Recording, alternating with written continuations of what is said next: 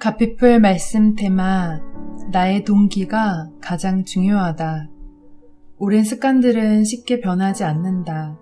거룩한 영역과 세속적인 영역에서 온전히 벗어나려면 지적인 생각과 경건의 기도가 필요하다. 예를 들면 평범한 그리스도인이 자신의 일상적인 노동들이 예수 그리스도에 의해 하나님이 받으실 만한 예배가 될 수 있다는 생각을 선뜻 받아들이기는 어려울 것이다.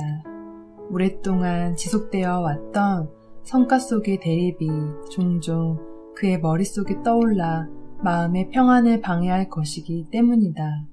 또한 마귀는 차 안이나 책상 앞 또는 밭에서 나타나 그리스도인들이 하루의 더 좋은 부분을 이 세상의 일들에 쓰고 극히 일부분의 시간만 종교적인 임무에 할애하고 있다는 사실을 상기시킬 것이다. 우리가 각별히 주의하지 않으면 이것은 우리에게 혼란을 일으키고 우리를 낙심하게 할 것이다.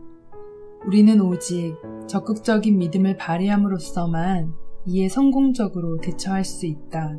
그것은 자신의 모든 행위를 하나님께 내어드리고 그분이 그것들을 받으신다고 믿는 것이다.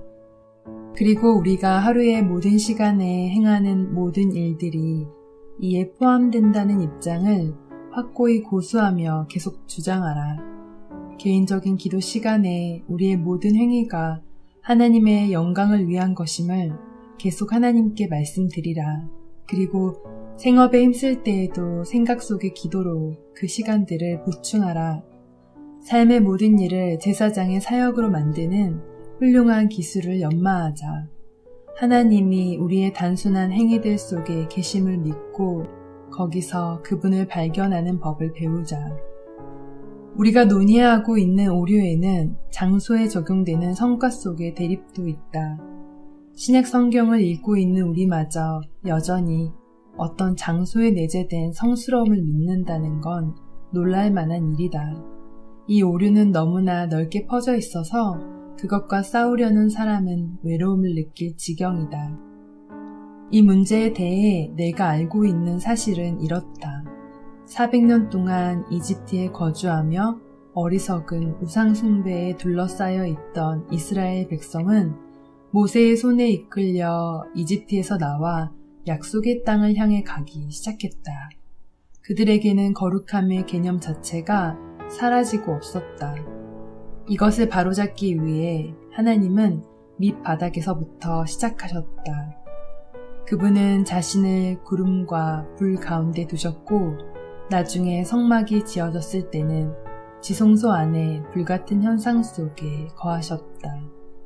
하나님은 수많은 특징들로 이스라엘에게 거룩한 것과 속된 것의 차이점을 가르쳐 주셨다. 그들에게는 거룩한 날, 거룩한 그릇, 거룩한 옷들이 있었고 여러 종류의 씻음, 제사, 제물들이 있었다. 이런 장치들을 통해 이스라엘은 하나님이 거룩하시다 라는 것을 배웠다. 하나님이 그들에게 가르쳐 주신 것은 어떤 사물이나 장소의 거룩함이 아니라 바로 이것이었다. 여호와의 거룩함은 그들이 반드시 배워야 할 교훈이었다. 그 후 그리스도께서 나타나시는 중요한 날이 왔다. 그리고 구약 성경의 교육은 끝났다. 그리스도께서 십자가 위에서 돌아가실 때 성소의 휘장이 위에서부터 아래로 찢어졌다. 지성소의 문이 믿음으로 들어오는 모든 사람에게 열렸다. 얼마 후 바울이 자유를 외치기 시작했다. 그는 모든 고기는 깨끗하며 모든 날은 거룩하고 모든 장소는 신성하며 모든 행동은 하나님이 받으실 만한 것이라고 선언했다. 시간과 장소의 신성함, 인류의 교육에 반드시 필요하다고 여겼던 흐릿한 빛이 영적 예배의 충분한 햇빛 앞에서 모습을 감추었다. 그런데 교회가 가지고 있던 이런 예배의 영성이 세월이 지나면서 서서히 사라져갔다. 그리고 타락한 인간들의 마음에 있던 자연적인 율법주의가 예전에 구별했던 것들을 재도입하기 시작했다. 교회는 날과 절기와 시간들을 다시 지키게 되었다. 특정한 장소들이 특별히 거룩한 곳으로 표시되었고 특정한 날이나 장소, 사람의 차이가 생겼다. 처음에 2가지였던 성례는 서너 가지로 늘어나더니 로마 카톨릭이 승리하면서 7가지로 정해졌다. 종교 개혁가들과 청교도들, 신비주의자들은 우리를 이 속박으로부터 자유롭게 해주려고 노력해왔다. 그런데 오늘날의 보수적인 그룹들은 그 속박으로 다시 돌아가려고 한다. 오해를 받지 않기 위해 나는 그동안 찬성해온 교훈, 즉 일상생활의 성스러움이 실제로 의미하는 바가 무엇인지를 명확히 설명하려 한다. 이를 위해 그것의 명확한 의미와 대조해서 그것이 의미하지 않는 몇 가지를 지적하겠다. 우선 그것은 우리가 하는 모든 일들이 똑같이 중요하다는 의미가 아니다. 어떤 사람의 어떤 행위는 그 중요도 면에서 다른 행위와 확연히 다를 수 있다. 예를 들어 바울에게는 장막을 짓는 일이 로마 사람들에게 편지를 쓰는 일과 같지 않았다.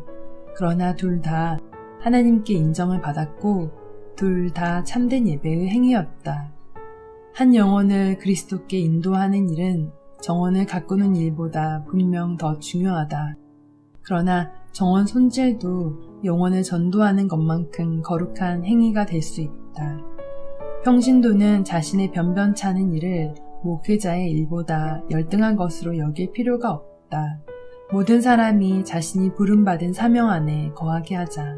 그러면 그의 일은 사역자의 일만큼 성스러울 것이다. 어떤 사람의 일이 성스러운 것인지 세속적인 것인지를 결정하는 것은 그가 무엇을 하느냐가 아니라 그 일을 하는 이유이다. 동기가 가장 중요하다. 어떤 사람이 마음으로 주 하나님을 믿으며 나아갈 때 그의 행동은 이전처럼 평범한 행동이 아닐 수 있다.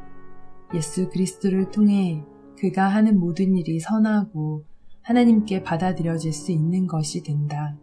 그런 사람에게는 삶 자체가 제사장의 직무가 될 것이다. 그가 결코 단순하지 않은 삶의 임무들을 수행할 때 이런 천사의 음성을 듣게 될 것이다. 거룩하다, 거룩하다, 거룩하다. 만군의 여호와여, 그의 영광이 온 땅에 충만하도다. 이사야 6장 3절 말씀. A.W. 토저의 기도, 프레이어 중에서 갓피플 말씀 테마 나의 동기가 가장 중요하다.